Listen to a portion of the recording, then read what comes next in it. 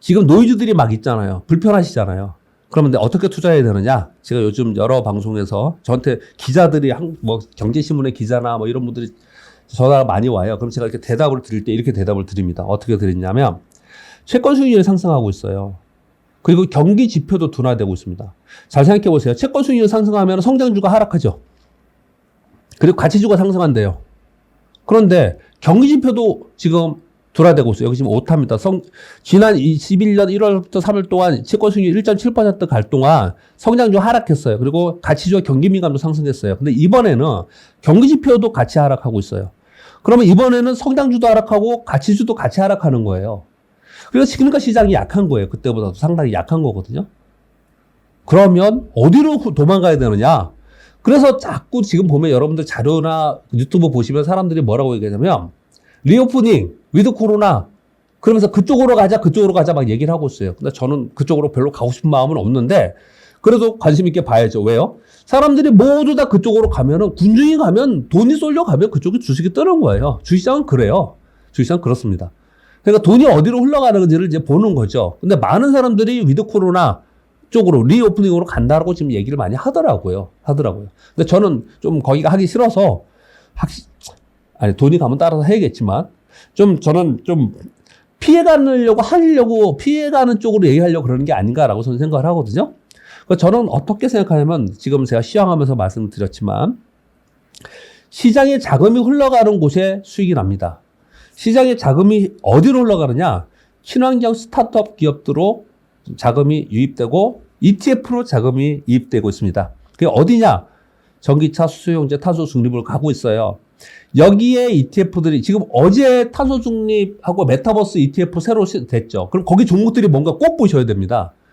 그 종목들 중에서 내가 차트와 수급을 보고서 거래를 하면 돼요. 왜냐하면 일단 돈이 거기에 들어가니까 당분간 우리가 크게 다치지 않고 투자할 수 있는 수익을 낼 수 있는 방법 중에 좋은 전략 중에 하나가 저는 이거라고 생각해요. 그래서 친환경 섹터에 있는 ETF와 해당 ETF에 편입된 종목에 집중해서 보자라는 거예요.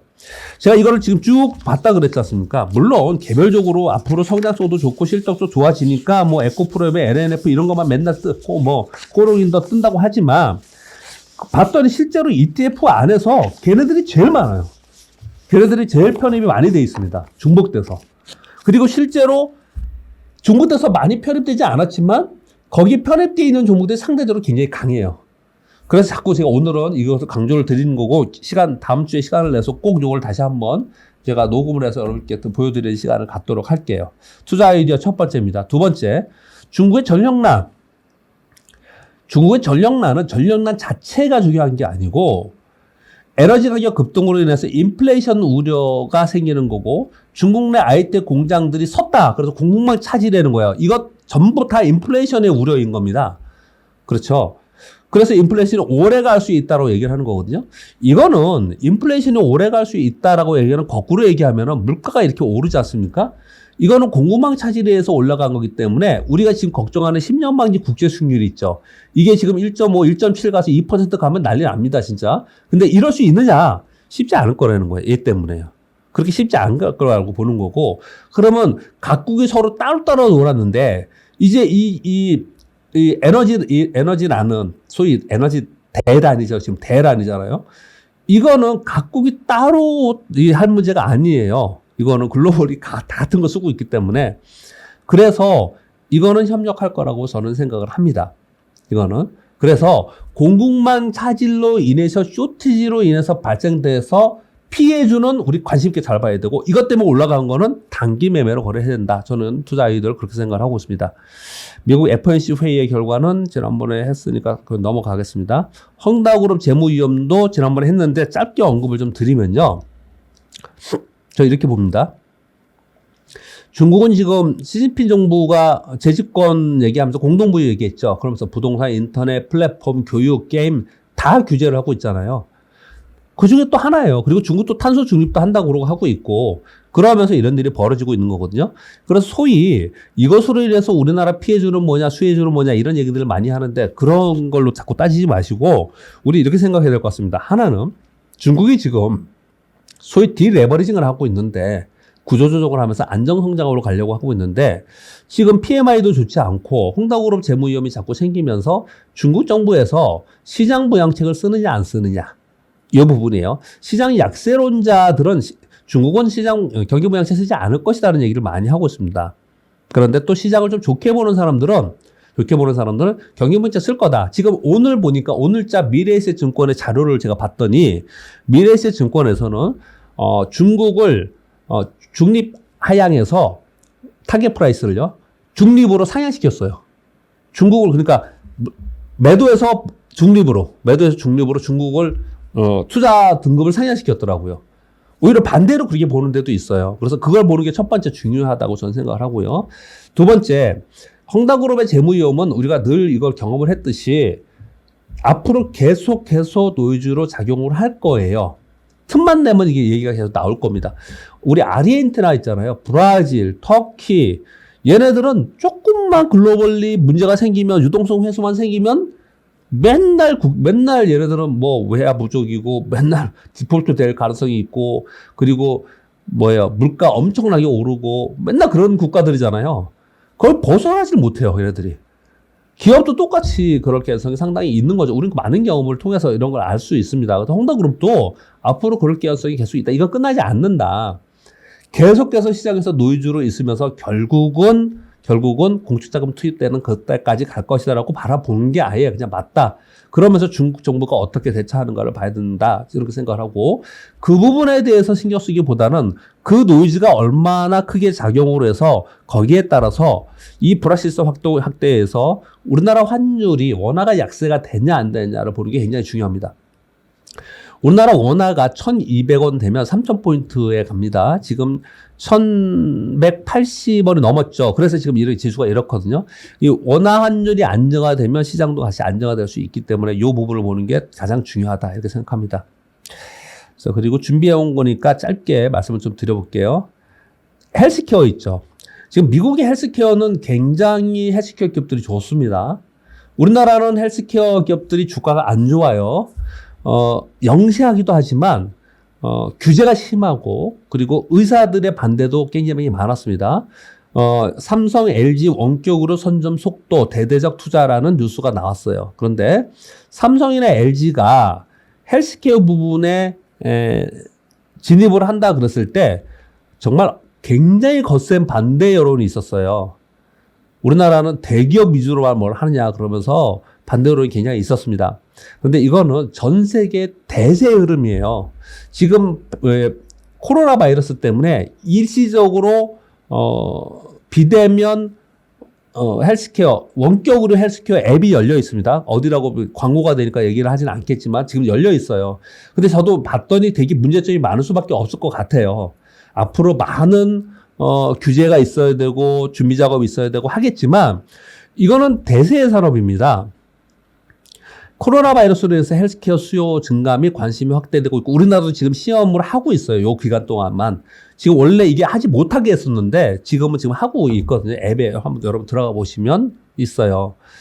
미국의 원격 의료 이용은 38배가 증가했다고 하고 있고요. 그렇기 때문에 빅테크 플랫폼 기업들이 이걸 가만두겠어요? 호시탐탐 노리면서 헬스케어 시장의 진출을 확대하겠죠.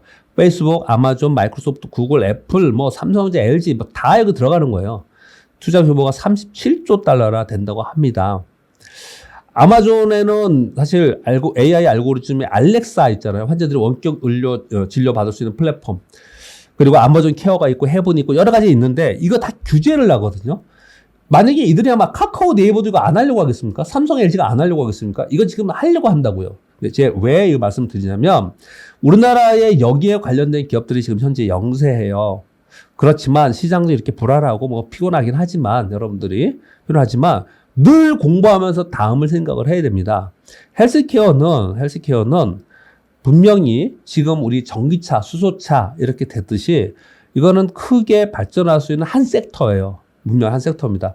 거기에 관련 정보들이 우리나라에 꽤도 있습니다. 사실. 근데 지금 영세하다고 제 표현을 들었습니다. 그런 기업들을 리스팅해서 저 같으면 우리 ISA 여러분 꼭 드시라고 그랬지 않습니까? ISA 만약에 드시면 우리 교보증권 꼭 이용해 주시고, 그리고 기왕이면 저도 영업직원이니까 저를 통해서 했으면 좋겠고, ISK 같은 2천만 원까지만 되니까 연간. 거기에 사실 저도 그랬거든요. 솔직히 말씀드리면 저도 ISK에 2천만 원 넣고 헬스케어 종목을 그냥 있어요. 헬스케어 종목. 그냥 두고서 많이 올라갈 때까지 있을 거예요. 성장 섹터니까. 이런 종목들에서 공부를 좀 할 필요가 있다라고 저는 생각을 하고요. 제 종목은 뭐 따로 말씀을 안 드리겠지만 여러분들이 뭐 헬스케어 관련주가 다 나와요. 즉 보면은. 그리고 뭐 차트 보는 거나 실적 보는 거 이런 거는 중간중간 많이 우리 공부를 했으니까요. 자, 뭐 일단 어떤 이제 스토리냐, 이거는 아까 말씀드린 그런 앱에 들어가면 그냥 딱 들어가면 앱에 들어가면은요, 너 증상이 뭐냐? 나 통증, 배 아파요. 의사 딱 와서 의사 전화 와. 또는 거기서 그냥 앱에서 할 수 있어.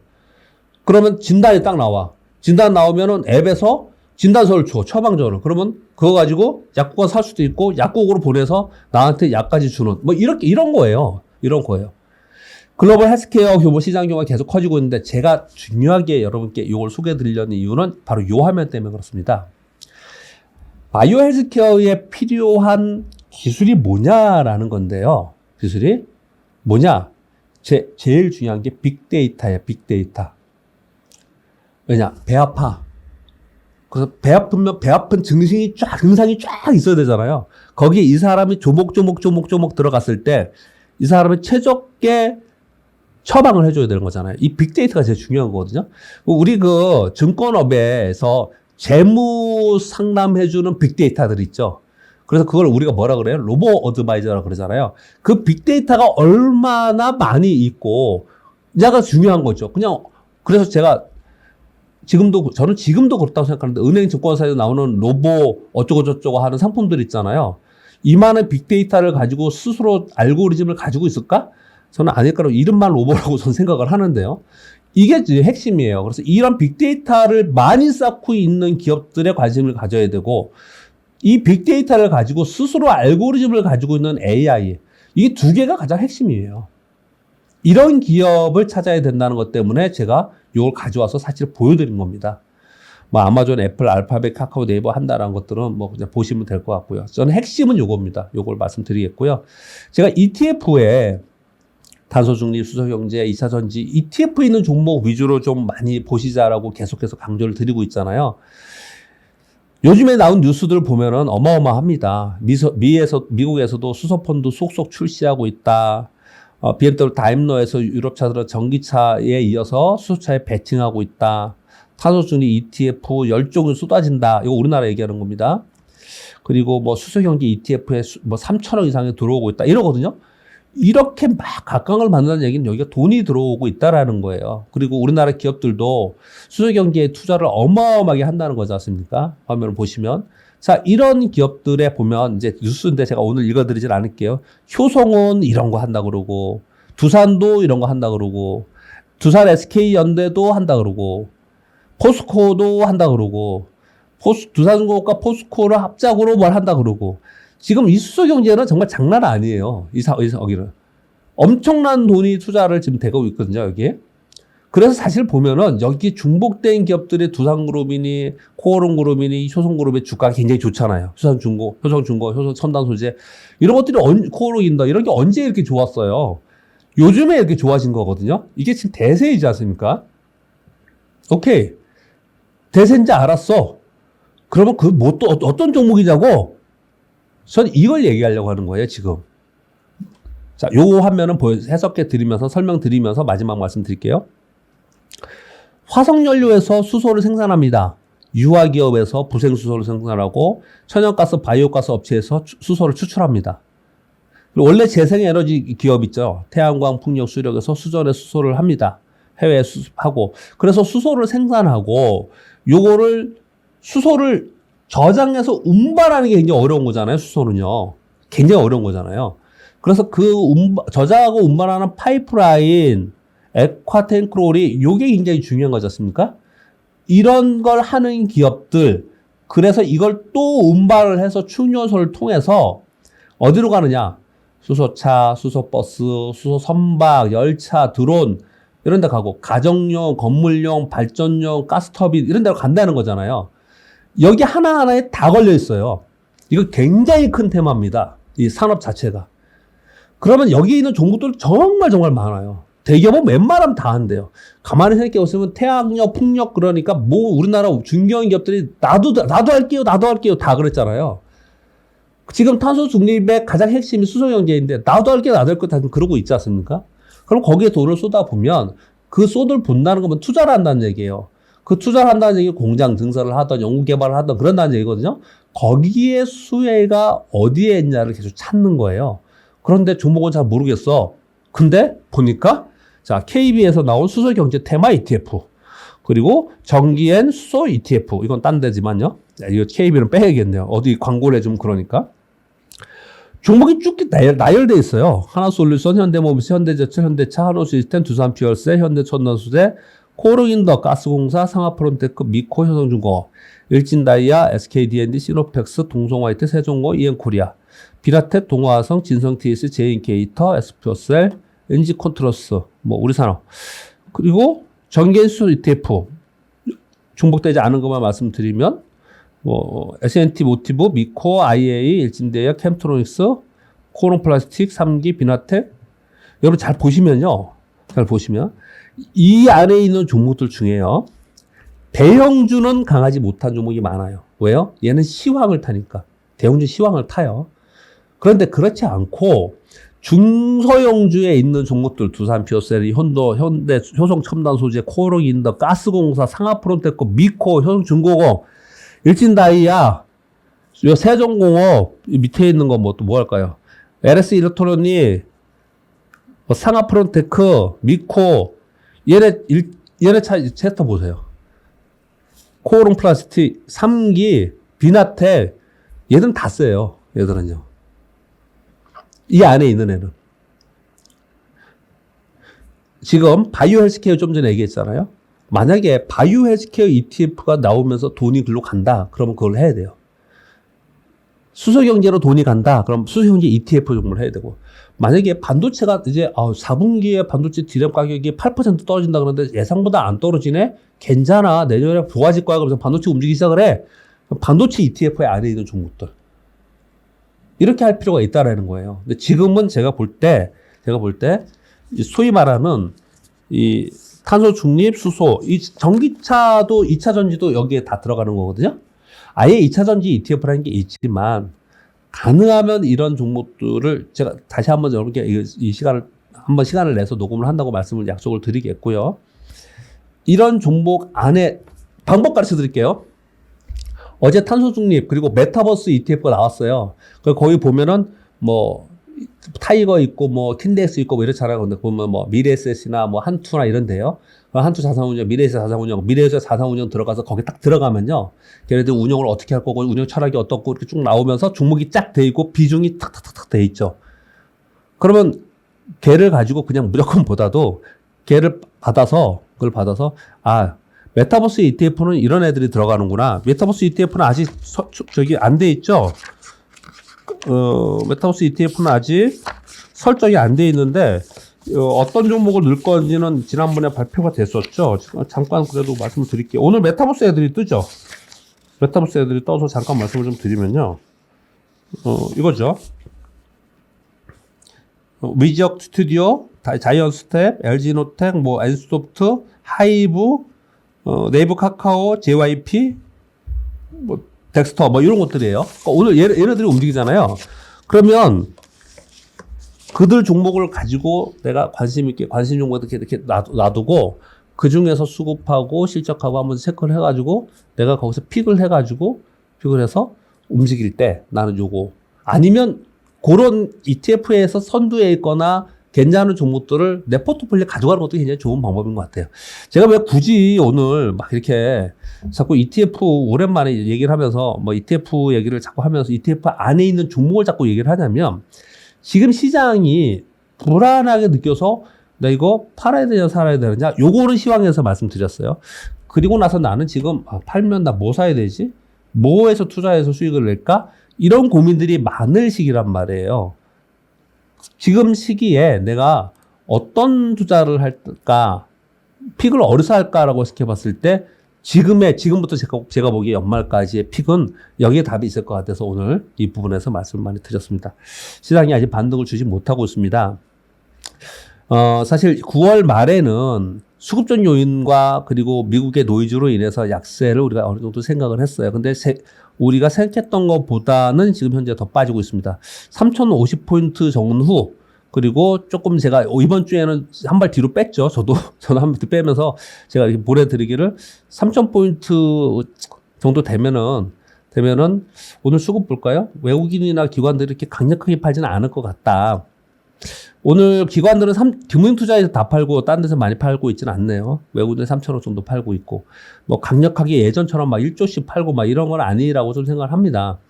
그러니 자 여기서 그러면은 거래 없이 빠지면 종목별로는 이제 사고 싶은 종목들이 많이 발생이 됐어요. 완전 저평가 종목이 너무 많아졌어요, 사실은요.